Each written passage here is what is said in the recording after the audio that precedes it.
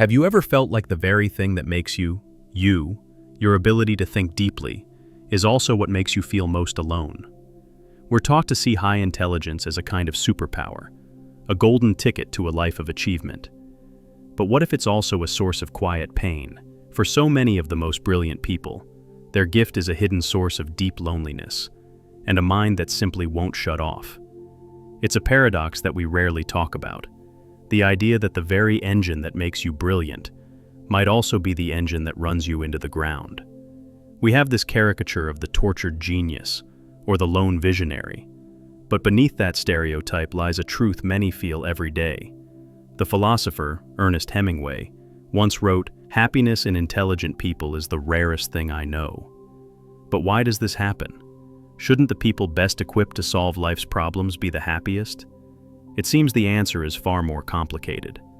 What if your mind's ability to see patterns, solve complex problems, and think 10 steps ahead is the very same thing that floods you with anxiety, isolates you from others, and saddles you with a weight of expectation that feels impossible to carry? In this video, we're not just going to look at the dark side of being smart.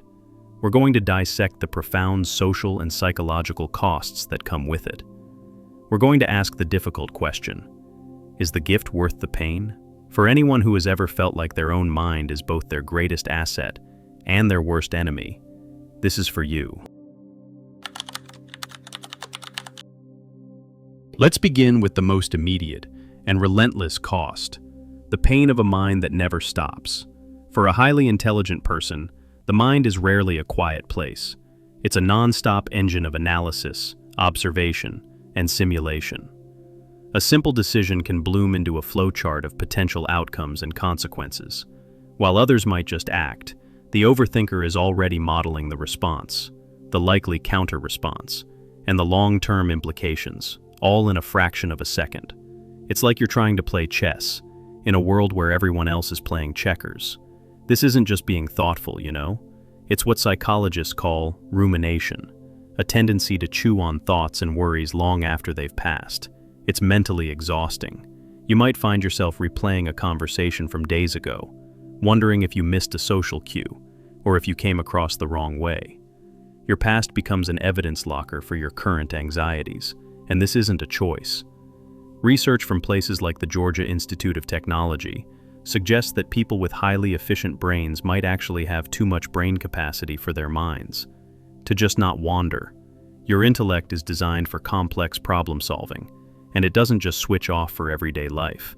Instead, it runs diagnostics on everything. Think about this. You're at a party. For many, it's a place to relax, right? But for you, it can feel like a high-stakes field mission. You're not just in the conversation, you're observing it from a distance. Cataloging social rituals, noting inconsistencies, and feeling a sense of detachment, like you're studying a foreign species. You might notice the subtle power dynamics, the flicker of insecurity in someone's eyes, or, well, the logical flaw in a casual argument. But pointing these things out, that would be social suicide. So, you stay quiet, feeling like you're performing a version of normal that requires immense cognitive effort. This constant mental churn, by the way, it's directly linked to higher rates of anxiety. When your mind is perpetually constructing worst-case scenarios, it keeps you in a low-grade state of fight or flight. In simple terms, your mind is a threat detection machine that never, ever powers down. And the smarter you are, well, the more complex and terrifying the threats you can imagine. This can lead to what's known as existential depression, where you're not just worried about your life, but about those big, unanswerable questions: mortality, meaning, and your place in the universe. This also leads to a state of analysis paralysis. That ability to see 50 possible paths. It can be absolutely crippling when you have to choose just one. From career choices to even romantic partners, you can get so bogged down in weighing every single variable that you just fail to act at all. Each option, it's loaded with pros and cons, and the fear of choosing the suboptimal path. It feels so great that it just seems safer to do nothing. And this is the paradox. The very intelligence that should help you make good decisions actually becomes your biggest obstacle. Now, psychologists, they've identified a cognitive bias that makes this even worse. See, the smarter you are, the better you are at constructing these sophisticated arguments to support your own beliefs and fears. Your intellect, it really becomes a defense attorney for your own anxiety. Studies show that people with higher cognitive ability often have a bias blind spot. They're less able to see their own biases, simply because they're so skilled at rationalizing them. Your mind, it creates a prison, and then it builds walls of flawless logic to convince you that you belong there. The result? It's a frustrating cycle. Your brain identifies a problem, spins it into a catastrophe, paralyzes you from solving it, and then, expertly, it convinces you this is all perfectly logical. If overthinking is the internal struggle, then loneliness is its external counterpart. This isn't just the loneliness of being alone, it's the deeper loneliness of feeling fundamentally misunderstood, even when you're surrounded by people. It stems from a simple, statistical reality. Gifted individuals, often defined as being in the top 2 to 5% of the population, are, by nature, rare. Finding a true intellectual peer, someone who not only understands your complex ideas, but can build on them, and really share your wavelength of curiosity, well, that can be incredibly difficult. Have you ever tried to introduce a deep or complex idea in a conversation, only to be met with blank stares, or an awkward change of subject? Each of these small interactions, it adds up to a profound sense of isolation. It reinforces the feeling that a core part of who you are, it's invisible to those around you. You feel like you're speaking a different language, and eventually, you might just stop trying to speak at all. This isn't just in your head. The human need for connection isn't just about presence, it's about resonance. We need to feel seen. When the people closest to you can't follow your thought processes, it can create a subtle but persistent gulf. They may love you, but they don't fully get you. This leads to what psychologists call emotional loneliness. You can have a full social calendar, but still feel utterly alone. Interestingly, a study in the British Journal of Psychology found something that might seem counterintuitive. More intelligent individuals actually reported lower life satisfaction with more frequent socialization with friends. Why? Because for them, quality of connection trumps quantity. Superficial small talk can feel draining and pointless. They'd rather have one deep conversation than be at a party making pleasantries. This preference for solitude is a double-edged sword. It's where creativity and deep thinking flourish. But too much withdrawal can stunt your social skills and deepen the very loneliness you feel. There's also a cognitive bias at play, called the curse of knowledge, where you unconsciously assume others have the background to understand you. You forget that the connections that are obvious to you aren't obvious to everyone else.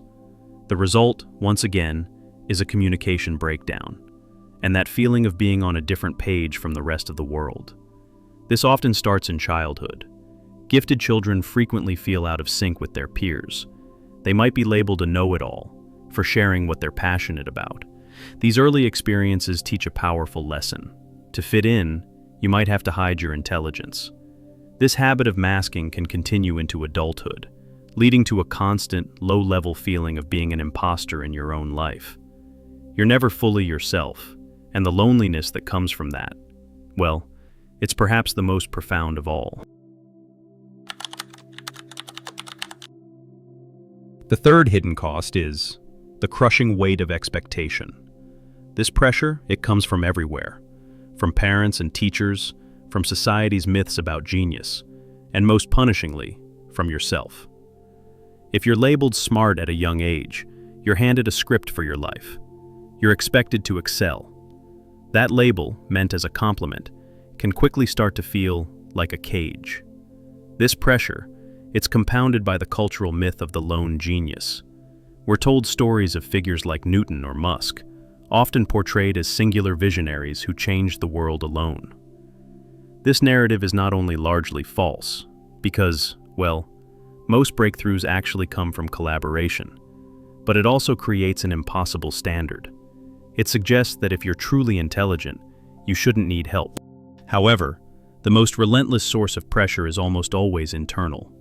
Highly intelligent people are often their own harshest critics, fueled by perfectionism. Because your mind can so easily imagine a perfect outcome, anything that falls short can feel like a complete failure. A 99 on a test? It feels like a loss, because you just can't stop thinking about that 1% you missed. This isn't a healthy drive for excellence, no. It's a cognitive distortion that equates anything less than flawless with worthless. This fear of failure, it can be absolutely debilitating. When you've built your identity around being the smart one, failing at something, well, it can feel catastrophic. It threatens your very sense of self. This can lead to a strange paradox: underachievement. To avoid the risk of failure, you might just stop taking risks altogether. You stick to easy tasks where success is guaranteed, or you procrastinate on challenging projects, just to give yourself a built-in excuse. The world. It's full of brilliant people working in jobs that don't really challenge them, because the terror of failing at what they truly love, it's just too much to bear. And despite their abilities, many highly intelligent people suffer from imposter syndrome. They live with a persistent fear that they're a fraud and will be exposed. Every new achievement doesn't bring relief. It just raises the stakes and intensifies the fear. This is often rooted in the disconnect between their internal experience of struggle and their external appearance of success. Because they can't see the internal struggles of others, they assume they're the only ones faking it. The very intelligence that allows them to succeed also provides the elaborate arguments to prove they don't deserve it. It's a vicious, self-defeating cycle. We've just spent a lot of time in the deep, often dark territory of these challenges. If any of this is resonating with you, the overthinking, the loneliness, the pressure, just know that you are not broken. You are not alone in feeling this way. And if you're finding this exploration helpful, consider subscribing to the channel. We're about to shift from defining the problem to exploring the path forward, because understanding the curse is only the first step. The next is learning how to live with it. So, does this mean deep thinkers are doomed to isolation and anxiety? Not at all. The path forward isn't about trying to become less intelligent or less sensitive. It's about radical self-acceptance. It's about learning to manage the unique features of your mind, rather than trying to eliminate them. And it's about seeing your intelligence as a powerful tool that, well, requires skill to use effectively. So, let's start with overthinking. You can't just stop your brain from analyzing, right? But you can give it a more productive direction. One of the most effective strategies, actually, is to externalize your thoughts by writing them down. When thoughts are trapped in your head, you see, they loop and magnify. The act of writing forces them into linear sentences, effectively breaking that cycle. You can then look at your worries objectively, almost as if they belong to someone else, and then challenge their logic. Another powerful technique is to schedule your overthinking. It might sound absurd, but it works. Set aside 15 minutes each day as your dedicated worry time. During this window, you have full permission to let your mind run wild. But when the time is up, you make a conscious commitment to table those worries until the next session. This technique respects your brain's tendency to analyze, while also creating boundaries, putting you back in control. Similarly, you can reframe perfectionism into healthy striving.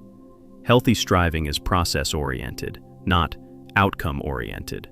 It focuses on growth and putting in your best effort, rather than achieving a flawless result. It allows for mistakes, seeing them as valuable data.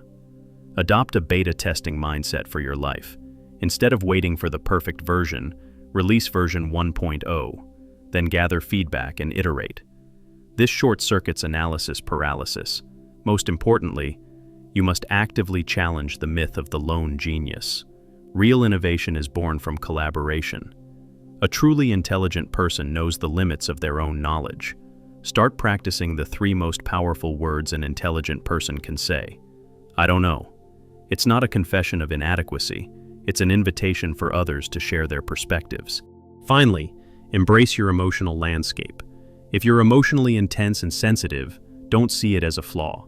That sensitivity is the same engine that drives your empathy and creativity. The challenge isn't to feel less, but to learn to regulate those feelings.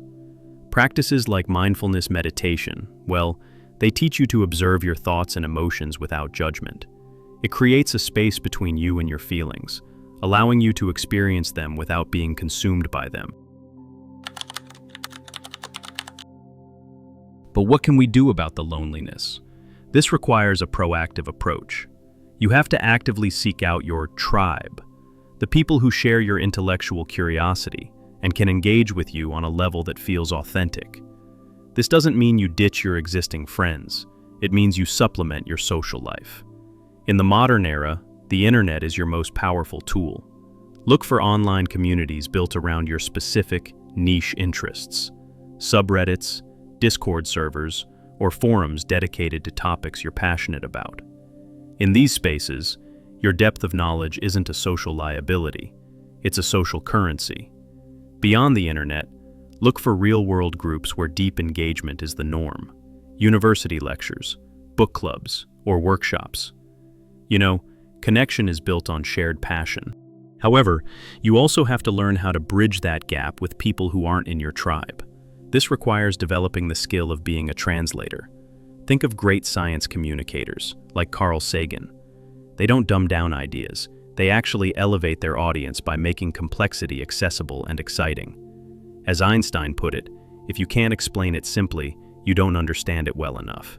And learning to do this, well, it not only helps others, it deepens your own understanding too. Now, when you're in conversations, shift your goal from being right to connecting. Approach people with genuine curiosity. Instead of pointing out logical flaws, ask questions to truly understand their perspective. This transforms a potential conflict into a collaborative exploration, and it forms a human connection, which, honestly, is far more valuable than winning any debate. Finally, let's redefine what a tribe actually is. You can have different friends for different parts of your personality. By building a diverse social portfolio, you take the pressure off any single relationship, and you create a resilient network of support. It's about taking your analytical skills and pointing them toward one of the most rewarding problems of all, human connection. We began with a question: is the gift of high intelligence worth the pain? We've journeyed through the relentless overthinking, the profound loneliness, and the crushing burden of expectation. These are real costs that come with seeing the world through a high-definition lens. But the pain is not a life sentence. The path forward is not to dim your own light, but to embrace it. It is to understand that the same analytical power that fuels your anxiety can be channeled into self-awareness. It is to recognize that the sensitivity that leaves you vulnerable is also the source of your empathy and creativity. And it is to accept that, while your perspective may be rare, you are not alone in it. The solution is an internal journey of self-acceptance and an external one of intentionally building a community. There is nothing wrong with you. Your experience is a valid, shared reality for countless brilliant minds. The gift is worth the pain, but only if you learn to carry it without letting it break you. Society needs deep thinkers, even if it doesn't always know how to embrace them. This conversation is often a lonely one, so let's change that. I want to hear from you. In the comments below, share one thing from this video that resonated with you the most. Was it the overthinking? Or the feeling of being misunderstood? By sharing our stories, we can start a conversation and transform this isolating experience into a community of understanding. And that is a truly powerful thing.